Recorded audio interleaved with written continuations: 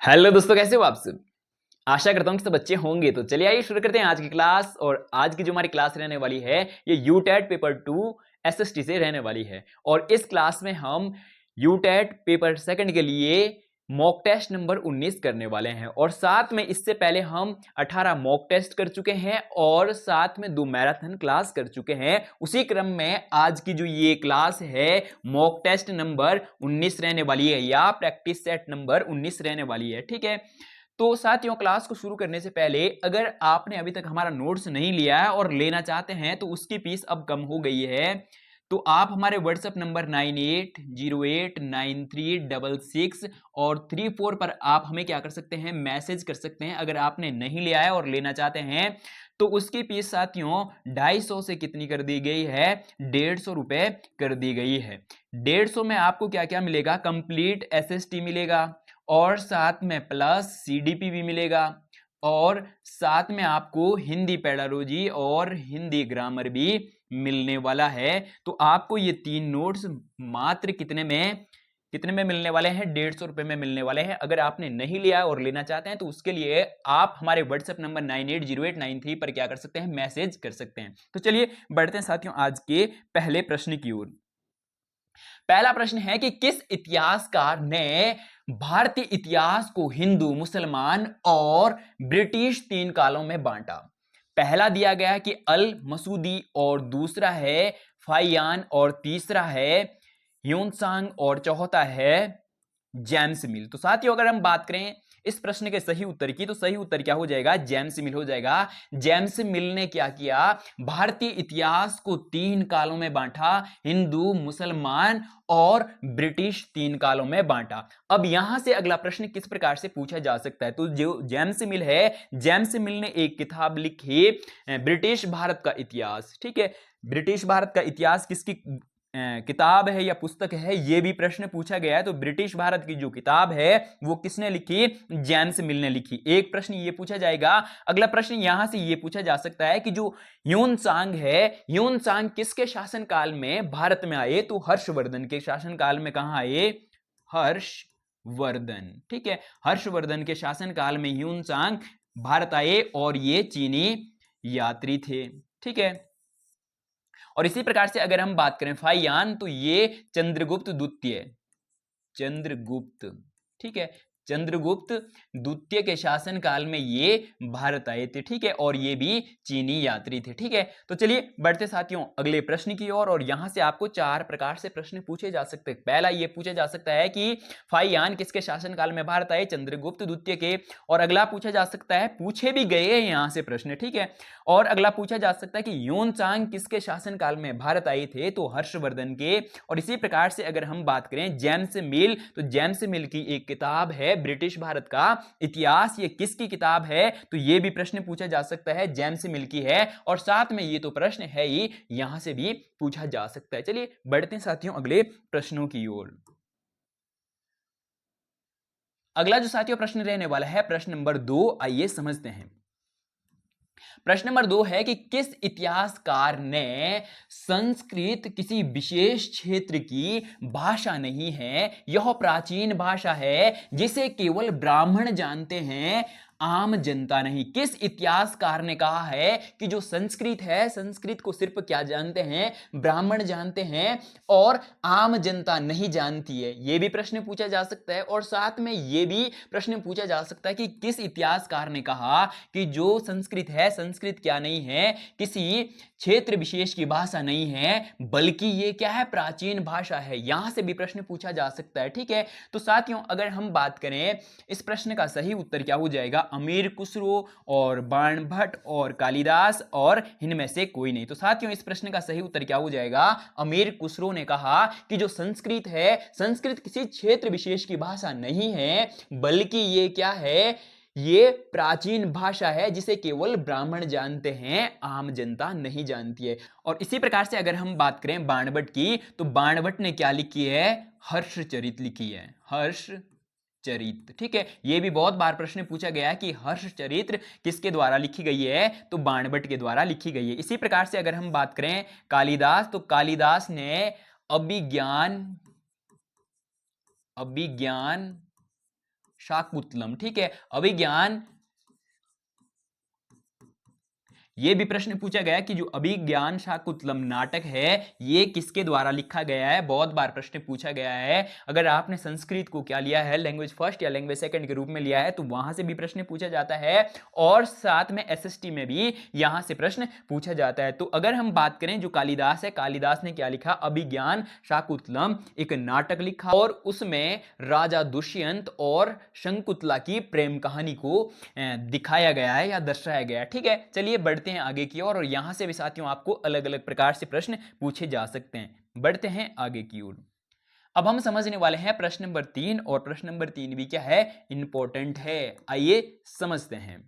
प्रश्न नंबर 3 है कि जैन धर्म के 24वें एवं अंतिम तीर्थकर कौन थे। यह प्रश्न भी आपको दो प्रकार से पूछा जा सकता है कि जैन धर्म के 24वें तीर्थकर कौन थे, या आपको प्रश्न पूछा जा सकता है कि जैन धर्म के अंतिम तीर्थकर कौन थे। बहुत बहुत इंपॉर्टेंट है। ठीक है, और यह प्रश्न सीटेट और यूटेट दोनों में पूछा भी गया है। तो पहला है कि गौतम बुद्ध, गौतम बुद्ध क्या थे, जैन धर्म के 24वें तीर्थकर थे। ठीक है, या अंतिम तीर्थकर भी थे। और अगला है कि वर्धमान महावीर, तो वर्धमान महावीर इस प्रश्न का क्या हो जाएगा, सही उत्तर हो जाएगा। वर्धमान महावीर जो जैन धर्म है, जैन धर्म के कौन से 24वें और अंतिम तीर्थकर थे। ठीक है, और इसी प्रकार से अगर हम बात करें गौतम बुद्ध, तो गौतम बुद्ध क्या है, जो बौद्ध धर्म है, ठीक है, बौद्ध धर्म के क्या है, संस्थापक है, बौद्ध धर्म। ठीक है, ये क्या है, गौतम बुद्ध बौद्ध धर्म के संस्थापक है। और इन्होंने कब बौद्ध धर्म की स्थापना करी, या तो 2500 साल पहले इन्होंने क्या करी, बौद्ध धर्म की स्थापना करी। और जो गौतम बुद्ध है, ठीक है, गौतम बुद्ध और जो जैन धर्म के अंतिम तीर्थकर वर्धमान महावीर है, ये दोनों एक दूसरे के क्या है, समकालीन हैं। ठीक है, और फिर यहां से इस प्रकार से भी प्रश्न पूछा गया है सीटेट में कि जैन धर्म और बौद्ध धर्म में से कौन सा धर्म प्राचीन है। तो अगर हम बात करें कि कौन सा धर्म प्राचीन है, तो हमने अभी समझा कि जो बौद्ध धर्म है, बौद्ध धर्म के संस्थापक कौन है, गौतम बुद्ध है। और इसी प्रकार से अगर हम बात करें वर्धमान महावीर जैन धर्म के 24वें तीर्थकर है, और ये दोनों क्या है, एक दूसरे के समकालीन है। जब ये एक दूसरे के समकालीन है, एक का उस समय क्या हो रहा है, स्थापना हो रही है, और एक के 23 तीर्थकर इससे पहले रह चुके हैं। तो हम समझ सकते हैं कि जो जैन धर्म है, जैन धर्म बौद्ध धर्म से क्या है, पुराना धर्म है। ठीक है, चलिए बढ़ते हैं आगे की ओर। और इसी प्रकार से अगर हम बात करें कि जो अशोक है, अशोक कौन से वंश के हैं, तो मौर्य वंश। ठीक है, मौर्य, ठीक है, मौर्य वंश।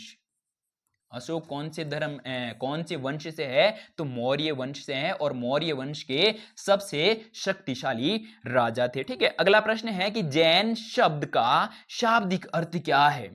यह भी प्रश्न पूछा गया है सीटेट में, और यूटेट में भी पूछा जा सकता है कि जो जैन धर्म है, जैन धर्म या जैन शब्द का शाब्दिक अर्थ क्या है। तो पहला दिया गया हमें विजेता, अगला दिया गया है कि संघ, और अगला दिया गया है गण, और उपरोक्त सभी सत्य। तो अगर हम बात करें इस प्रश्न के सही उत्तर की, तो ऑप्शन नंबर जो ए है ये सही उत्तर हो जाएगा। ठीक है, और इसी प्रकार से अगर हम बात करें संघ, संघ में कौन रहा करते थे, संघ और गण में जो जैन और बौद्ध धर्म है, इनको इनके जो अनुयायी है ये संघ या गण में रहा करते थे। ठीक है, चलिए बढ़ते हैं साथियों अगले प्रश्न की ओर। और अगला जो प्रश्न हो जाएगा, प्रश्न नंबर कौन सा, प्रश्न नंबर 5। आइए समझते हैं। प्रश्न नंबर 5 है कि निम्नलिखित में से लक्षवी कुल से कौन संबंधित थे। तो हमें पहला दिया गया गौतम बुद्ध। तो गौतम बुद्ध कौन से कुल से थे या कौन से वंश से थे, तो ये शाक्य। ठीक है, शाक्य। यह भी प्रश्न पूछा गया है कि गौतम बुद्ध कौन से कुल से संबंधित थे या कौन से गण से संबंधित थे, तो कौन से थे, शाक्य से थे। ठीक है, इसी प्रकार से अगर हम बात करें वर्धमान महावीर, तो वर्धमान महावीर ही किससे, लक्षवी कुल से संबंधित थे। ठीक है, यह भी प्रश्न पूछा गया है। तो आपको ध्यान रखना है कि जो वर्धमान महावीर है वो लक्षवी कुल से संबंधित थे। ठीक है, चलिए बढ़ते हैं साथियों अगले प्रश्न की ओर। अब थोड़ा सा हम किसके बारे में समझने वाले हैं, बौद्ध धर्म के बारे में समझने वाले हैं, क्योंकि यहां से भी प्रश्न पूछा जाता है। ठीक है, आइए समझते हैं थोड़ा सा बौद्ध धर्म के बारे में। तो बौद्ध धर्म क्या हो गया, कुछ समय के बाद दो शाखाओं में बंट गया। उनमें से एक शाखा कौन सी है, महायान है, और दूसरी शाखा कौन सी, हीनयान। ठीक है, तो यहां से भी प्रश्न पूछे जाते हैं कि महायान या जो हीनयान है, जो बौद्ध धर्म है, इनके अनुयायियों के बारे में यहां से प्रश्न पूछा जाता है। तो जो बौद्ध धर्म के अनुयायी है वो दो शाखाओं में क्या हो जाते हैं, बट जाते हैं। एक शाखा वो जो महायान को जो मानने वाले हैं या अनुयायी हैं, वो बुद्ध की प्रतिमाएं बनाने लगे। ठीक है, और उदाहरण के लिए मथुरा और जो तक्षशिला है, यहां से क्या मिली, बुद्ध की प्रतिमाएं मिली। तो यह भी प्रश्न पूछा गया है पेपर में कि जो बुद्ध की प्रतिमाएं हैं वो कहां कहां से मिली, तो मथुरा और तक्षशिला से क्या मिली, बुद्ध की प्रतिमाएं मिली। तो महायान कौन से अनुयायी है बौद्ध धर्म के, जो बौद्ध धर्म की अब क्या है, जो बुद्ध की प्रतिमाएं बनाने लगे। ठीक है, बौद्ध धर्म वाले ही है ये, कौन, महायान, और ये क्या करने लगे, बुद्ध की प्रतिमाएं बनाने लगे। और अगर हम यीन यान की बात करें तो मूर्तियों में बुद्ध की उपस्थिति सिर्फ और सिर्फ किसके, संकेत के माध्यम से दर्शाई गई। ठीक है, ये क्या होना था यहां पर, दर्शाई। ठीक है, दर्शाई गई। ठीक है, और उदाहरण के लिए जैसे पीपल का जो पेड़ है, इनमें भी ये क्या मानते हैं, बुद्ध को संकेत के रूप में मानते हैं। ठीक है, चलिए साथियों बढ़ते हैं आगे की ओर, और यहां से आपको प्रश्न पूछा जा सकता है, तो आप इसे क्या कर लेंगे, पेपर में या अपने कॉपी में क्या कर लेंगे, नोट कर लेंगे। चलिए बढ़ते हैं अगले प्रश्न की ओर। अगला जो प्रश्न है, प्रश्न नंबर कौन सा, 6, मिनाज ए सिराज फारसी इतिहासकार कौन सी सदी में भारत आया था। ठीक है, हमें ऑप्शन दिया गया है 12वीं सदी, 13वीं सदी, 14वीं सदी और 15वीं सदी। तो साथियों इस प्रश्न का सही उत्तर क्या हो जाएगा, मिनाज ए सिराज कौन से सदी में भारत आए थे या कौन सी शताब्दी में, तो 13वीं में आए थे। ठीक है, चलिए बढ़ते हैं अगले प्रश्न की ओर, और अगला जो प्रश्न है, कौन से प्रशस्ति में ग्यासुद्दीन बलबन को एक विशाल साम्राज्य का राजा बताया गया। यह भी प्रश्न पूछा गया है। हमें पहला ऑप्शन दिया गया है कि संस्कृत प्रशस्ति में, और दूसरा है प्रयाग प्रशस्ति में, और तीसरा है ए और बी दोनों सत्य, और चौथा है ए और दोनों क्या है, ए और बी दोनों क्या है, असत्य। तो साथियों अगर हम बात करें कि कौन से प्रशस्ति में जो ग्यासुद्दीन बलबन है, इनके बारे में इस प्रकार से लिखा गया है कि ये विशाल साम्राज्य के क्या थे, राजा थे। तो जो संस्कृत प्रशस्ति है, संस्कृत प्रशस्ति में इस प्रकार से बताया गया है। ठीक है, और साथियों आप कमेंट करके बताएंगे कि जो प्रयाग प्रशस्ति है, प्रयाग प्रशस्ति किसने लिखी, तो हरिशेन ने लिखी, हरिशेन। लेकिन ये किसके दरबारी कवि थे और इन्होंने किसके संबंध में लिखी, आप कमेंट करके बताएंगे, क्योंकि इसके बारे में हम जो प्रयाग प्रशस्ति है इसके बारे में हम पिछली कक्षाओं में पढ़ चुके हैं। तो आप कमेंट करेंगे कि प्रयाग जो प्रशस्ति है ये किससे संबंधित है या किस राजा से संबंधित है। ठीक है, प्रश्न नंबर 8 है, याजक के संबंध में सत्य कथन चुने। हमें क्या करना है कि जो याजक है इसके संबंध में हमें सत्य कथन चुनना है, बहुत बहुत इंपॉर्टेंट है। ठीक है, अक्षत्रिय लोग थे और हिरण्यगर्भ अनुष्ठान करके क्षत्रियत्व प्राप्त करते थे, कि जो क्षत्रिय नहीं थे और वो क्या किया करते थे, हिरण्यगर्भ अनुष्ठान करते थे, और इसके द्वारा वो क्या कर लेते थे, क्षत्रियत्व प्राप्त कर लेते थे। ठीक है, और अगला है कि जो क्षत्रिय लोग हैं वो हिरण्यगर्भ अनुष्ठान करते थे, और अगला है सी है कि दोनों सत्य, और डी है कि दोनों असत्य। तो साथियों अगर हम बात करें इस प्रश्न के सही उत्तर की, तो इस प्रश्न का जो सही उत्तर है नंबर ए दोस्तों, इस प्रश्न का क्या हो जाएगा, सही उत्तर हो जाएगा। चलिए बढ़ते हैं अगले प्रश्न की ओर, और अगला जो प्रश्न है प्रश्न नंबर 9, चोल वंश संस्थापक कौन थे या चोल वंश के संस्थापक कौन थे, बहुत बहुत इंपॉर्टेंट है। हमें दिया गया है कि विजयपाल, अगला है राजा राज प्रथम, और अगला है कि राजेंद्र प्रथम, और अगला है कि इनमें से कोई नहीं। तो साथियों अगर हम बात करें इस प्रश्न के सही उत्तर की कि चोल वंश के संस्थापक कौन थे, बहुत बहुत बार ये प्रश्न पूछा गया है, तो विजयपाल क्या थे साथियों, चोल वंश के संस्थापक थे। और अगर हम राजा राज प्रथम की बात करें, ये तीनों के तीनों जो राजा है ये तीनों के तीनों चोल वंश हैं, और चोल वंश में जो राजा राज प्रथम है ये चोल वंश के सबसे प्रसिद्ध राजा थे, ठीक है। और इन्हीं के पुत्र कौन थे, राजेंद्र प्रथम। और राजेंद्र प्रथम ने क्या करा, जो राजा राज है, राजा राज की नीतियों को आगे बढ़ाया, तो श्रीलंका है और जो गंगा की घाटी है, और साथ में जो दक्षिण पूर्व एशिया है, उनमें चोल वंश के कौन से राजा ने क्या करवाए, आक्रमण करवाए। तो साथियों कौन से राजा ने आक्रमण करवाए, तो राजेंद्र प्रथम ने करवाए। और राजेंद्र प्रथम क्या थे, राजा राज प्रथम के क्या थे, पुत्र थे, ठीक है। और विजयपाल ने क्या करा, जो चोल वंश है, चोल वंश की स्थापना करी, ठीक है। चलिए बढ़ते हैं साथियों अगले प्रश्न की ओर। और अगला जो साथियों प्रश्न होने वाला है प्रश्न नंबर 10, आइए समझते हैं।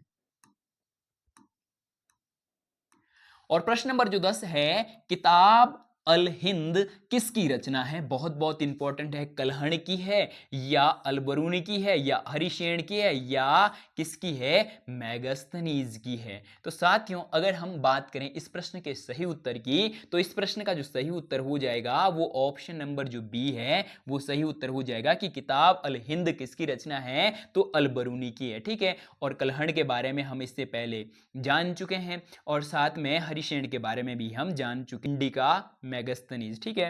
इनकी जो रचना है वो कौन सी है, इंडिका है, ठीक है। बढ़ते हैं साथियों अगले प्रश्न की ओर। और अगला जो साथियों प्रश्न हो जाएगा प्रश्न नंबर कौन सा, 10, आइए समझते हैं।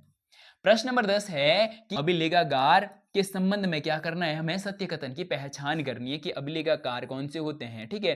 तो ऐसे स्थान जहां दस्तावेज और पांडुलिपियों को क्या करके रखा जाता है, संग्रहित करके रखा जाता है। और अगला है कि आज सभी राष्ट्रीय और राज्य सरकारें क्या करती है, अभिलेखागार होते हैं, कि मतलब सभी के क्या होते हैं, अभिलेखागार होते हैं। और साथ में अगला है कि जहां वे अपने तमाम पुराने सभी सरकारी अभिलेख और लेन देन का जो ब्यौरा है उसे क्या रखते हैं, रिकॉर्ड के रूप में रखते हैं, उसे अभिलेखागार कहते हैं। और अगला है कि उपरोक्त सभी के सभी क्या है, सत्य है। तो दोस्तों अगर हम बात करें इस प्रश्न के सही उत्तर की, तो ये तीनों के तीनों ऊपर के जो कथन है, ये तीनों के तीनों कथन क्या है, सत्य है। इसलिए इस प्रश्न का जो सही उत्तर है वो ऑप्शन नंबर जो डी है वो सही उत्तर हो जाएगा। चलिए बढ़ते हैं अगले प्रश्न की ओर। और ये भी प्रश्न पूछा गया, अभिलेखागार से भी प्रश्न पूछा गया है सीटेट में, ठीक है। आइए समझते हैं प्रश्न नंबर 11 को।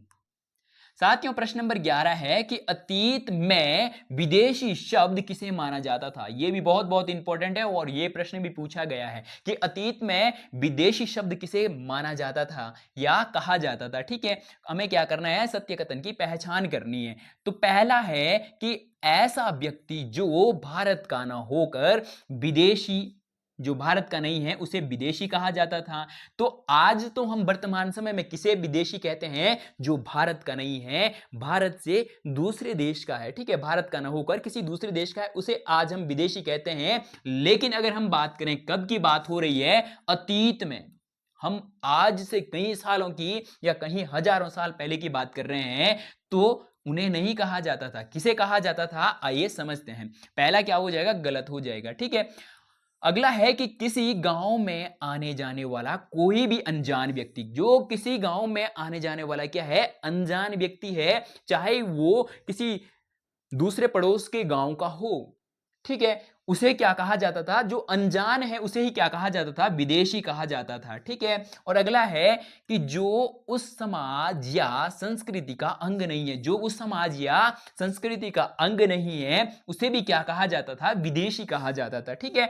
और डी है कि गांव में रहने वाले दो किसान अलग अलग धार्मिक या जाति या परंपराओं से जुड़े होने पर भी एक दूसरे के लिए विदेशी नहीं थे। कि अगर एक ही गांव के दो लोग हैं और उनका धर्म अलग अलग है, तब भी वो एक दूसरे के लिए की विदेशी नहीं थे। उनके लिए विदेशी कौन था? जिसे वो जानते नहीं थे, या जो उनकी जो संस्कृति है, उनकी जो परंपरा है, उससे जो अलग व्यक्ति है, उसे ही क्या कहा जाता था? विदेशी कहा जाता। और वर्तमान समय में हम किसे विदेशी कहते हैं? जो अपने देश का नहीं है उसे विदेशी कहते हैं। तो अगर हम बात करें इस प्रश्न के सही उत्तर की, तो बी और ये क्या होना था? सी होना था। बी, सी और डी ये तीनों के तीनों कथन क्या है? सही है। इसलिए इस प्रश्न का जो सही उत्तर है वो ऑप्शन नंबर क्या हो जाएगा? 4 सही उत्तर हो जाएगा। ठीक है, ए नहीं है। ठीक है, चलिए बढ़ते हैं साथियों अगले प्रश्न की ओर। और अगला जो साथियों प्रश्न होने वाला है, प्रश्न नंबर कौन सा? प्रश्न नंबर 12। आइए समझते हैं। प्रश्न नंबर 12 है कि 7वीं सदी के नए राजवंशों के उदय के संबंध में हमें क्या करना है? सत्य कथन की पहचान करनी है कि जो 7वीं सदी है, ठीक है, 7वीं सदी आते आते महाद्वीप के विभिन्न भागों में बड़े बड़े भूस्वामी और योद्धा सरदार अस्तित्व में आ चुके थे। सही बात है। और अगला है कि उनमें उनसे उम्मीद की जाती थी कि वे राजा या स्वामी के लिए क्या करें? उपहार लाएं। ठीक है, और उनके दरबार में हाजिरी लगाएं और उन्हें सैन्य सहायता प्रदान करें। ठीक है, अगला है कि अधिक सत्ता और संपदा हासिल करने वाले जो सामंत थे, वो अपने आप को क्या कर लेते थे? महासामंत या महामंडलेश्वर या मंडल का महान स्वामी इत्यादि घोषित कर लेते थे। ठीक है, और डी है कि कभी कभी वे अपने स्वामी के आधिपत्य से क्या कर लेते थे? अपने आप को स्वतंत्र होने का दावा करते थे। ठीक है, तो साथियों अगर हम बात करें इस प्रश्न के लिए कि सही उत्तर क्या हो जाएगा, तो ए, बी और सी और डी ये चारों के चारों कथन क्या हो जाएंगे? सही हो जाएंगे। तो ऐसा जो भी हमारे पास कथन होगा ए, बी, सी, डी, वो कथन क्या हो जाएगा? सही उत्तर हो जाएगा। ठीक है, अगला जो दोस्तों प्रश्न है, प्रश्न नंबर 14। आइए समझते हैं कि राष्ट्रकूट के संबंध में सत्य कथन की क्या करनी है? हमें पहचान करनी है। आइए समझते हैं। पहला कथन है कि 8वीं सदी के मध्य में एक राष्ट्रकूट प्रधान, ठीक है, एक राष्ट्रकूट प्रधान ने क्या करा? जो दंती दुर्ग है, दंती दुर्ग ने अपने चालुक्य स्वामी की जो अधीनस्था है या अधीनता है, अधीनता से क्या कर दिया? अस्वीकार कर दिया। तो यह प्रश्न पूछा जा सकता है कि किस राजा ने क्षत्रिय बनने के लिए हिरण्यगर्भ नामक अनुष्ठान करा? तो दंती दुर्ग ने करा। ठीक है, इसी संबंध में है कि याजक जन्मा कि जो किसमें? जो क्षत्रिय धर्म में जो जन्मा ना हो और क्षत्रिय बनने के लिए वो क्या करते हैं? ये हिरण्य नामक गर्भ करवाते हैं। ठीक है, अगला है कि क्षत्रिय लोग हिरण्य गर्भ करवाया करते थे, तो क्षत्रिय नहीं करवाते थे। जो अक्षत्रिय होते थे वो क्षत्रिय बनने के लिए क्या करते थे साथियों? हिरण्य नामक अनुष्ठान करवाते थे। तो अगर हम बात करें इस प्रश्न के सही उत्तर की, तो पहला, दूसरा और तीसरा क्या है? सही है। ऐसा कौन सा है? ए, बी, सी। ए, बी, सी, ऑप्शन नंबर जो 4 है ये इस प्रश्न का क्या हो जाएगा? सही उत्तर हो जाएगा। चलिए बढ़ते हैं साथियों अगले प्रश्न। तो साथियों इस प्रश्न को करने से पहले अगर आप हमारे सारथी कोचिंग सेंटर में पहली बार हो और अभी तक आपने हमारे सारथी कोचिंग सेंटर चैनल को सब्सक्राइब नहीं किया है, तो जरूर से जरूर सब्सक्राइब करें। और साथ में अगर आपने अभी तक वीडियो को लाइक नहीं किया है तो वीडियो को लाइक और साथ में एक कॉमेंट जरूर करें कि आपको हमारी ये क्लासें कैसी लगती है। ठीक है, चलिए बढ़ते हैं आज के सेकंड लास्ट प्रश्न की ओर। और आज के लिए जो सेकंड लास्ट प्रश्न है या प्रश्न नंबर 15 है, वो है कि कलहण द्वारा रचित बृहद संस्कृत काव्य के संबंध में हमें क्या करना है? सत्य कथन चुनना है। ठीक है, तो पहला है कि इस काव्य में तमिलनाडु में प्रशासन करने वाले चोल वंश के अभिलेख में, और इसके बाद साथियों ये वाला यहां से हो जाएगा, इसके बाद यहां से हो जाएगा। ठीक है, विभिन्न किस्म के करों के लिए 400 से ज्यादा सूचक शब्द मिलते हैं। ठीक है, और बी है कि इस काव्य में कश्मीर पर शासन करने वाले जो राजा है उनके बारे में क्या मिलता है? इनके बारे में इतिहास दर्ज मिलता है। और सी है कि किस काव्य में या इस काव्य में त्रिपक्षीय संघर्ष का वर्णन किया गया, कि जो ये काव्य है यहां क्या होना था? इस काव्य में जो त्रिपक्षीय संघर्ष है उसके बारे में क्या किया गया? वर्णन किया गया। तो साथियों अगर हम बात करें जो कलहण द्वारा रचित क्या है, बृहद संस्कृत है, इसमें हमें किस चीज का ज्ञान मिलता है या किस चीज के बारे में हमें मिलता है, तो इसमें जो कश्मीर है, कश्मीर में जो शासन करने वाले जो राजा है उनके बारे में इतिहास मिलता है। तो कौन सा सही हो जाएगा, तो बी सही हो जाएगा। और ऐसा ऑप्शन कौन सा है, दूसरा इस प्रश्न का सही उत्तर हो जाएगा। ठीक है, चलिए बढ़ते हैं साथियों आज के अंतिम प्रश्न की ओर। और अंतिम जो प्रश्न होने वाला है प्रश्न नंबर 16, आइए समझते हैं। ठीक है, थोड़ा सा इसे जूम कर लेते हैं ताकि आप मैप को भी अच्छे से देख पाओ और प्रश्न को भी। तो चलिए बढ़ते हैं साथियों आज के अंतिम प्रश्न की ओर। अंतिम प्रश्न है कि कन्नौज पर अपने आधिपत्य को स्थापित करने के लिए त्रिपक्षीय जो संघर्ष है, ठीक है, वो कौन कौन से वंश उसमें शामिल नहीं था। मतलब कौन सा वंश शामिल नहीं था। त्रिपक्षीय का मतलब क्या है साथियों, कि तीन जो राजा या तीन जो वंश है उनके बीच जो कन्नौज है, कन्नौज पर आधिपत्य या कन्नौज को अपने अधिकार क्षेत्र में लेने के लिए कौन कौन से तीन राजाओं या कौन कौन से तीन वंशों के बीच क्या चला, संघर्ष चला। ठीक है, तो हमारे पास ऑप्शन दिए गए हैं। पहला है कि गुर्जर प्रतिहार, तो गुर्जर प्रतिहार भी इस त्रिपक्षीय उसमें क्या था, संघर्ष में शामिल था। और राष्ट्रकूट भी शामिल था, और जो पाल वंश है ये भी शामिल थे। ये तीन थे। अगर हम बात करें कि चोल वंश इसमें शामिल नहीं हुआ, क्यों नहीं हुआ, इसे हम थोड़ा सा मैप में समझ लेते हैं। ठीक है, तो गुर्जर प्रतिहार यहां पर ये क्या हो जाएगा साथियों, कन्नौज हो जाएगा। और ये गुर्जर प्रतिहार है, और ये राष्ट्रकूट है, और ये पाल वंश है। ठीक है, तो कन्नौज इन तीनों के क्या है, नजदीक है। तो इसलिए इन तीनों में ही ये त्रिपक्षीय संघर्ष चला। अगर हम चोल वंश की बात करते हैं तो चोल वंश ये सबसे दक्षिण में हो जाएगा। ठीक है, तो इसलिए ये इसमें क्या नहीं था, शामिल नहीं था। तो दोस्तों ये थी आज की क्लास। अगर आपको क्लास अच्छी लगी हो तो वीडियो को लाइक, चैनल को सब्सक्राइब, और साथ में दोस्तों एक कमेंट, और इस वीडियो को अपने सभी साथियों तक ज्यादा से ज्यादा शेयर करना ना भूलें। तो चलिए आज के लिए इतना ही, मिलते हैं जल्दी ही इस प्रकार की नेक्स्ट वीडियो में। तब तक के लिए जय हिंद।